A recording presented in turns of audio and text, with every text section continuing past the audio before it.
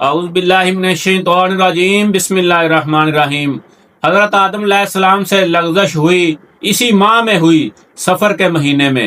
حضرت ابراہیم علیہ السلام جب آگ میں ڈالے گئے تو اول تاریخ سفر کی تھی۔ حضرت ایوب علیہ السلام جو مبتلا بلا ہوئے تو اسی ماہ میں ہوئے۔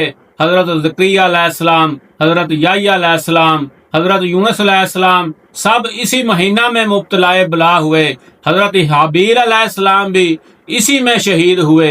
اسی لیے شب اول ماہ سفر میں بعد نماز عشاء ہر مسلمان کو چاہیے کہ 4 رکعت نماز نفل اس طرح پڑھے کہ پہلی رکعت میں سورۃ فاتحہ کے بعد 15 بار سورۃ کافرون، اور دوسری میں سورۃ فاتحہ کے بعد سورۃ اخلاص 15 بار پڑھے، اور تیسری میں سورۃ فلق 15 بار پڑھے، اور چوتھی میں سورۃ ناس 15 بار پڑھے۔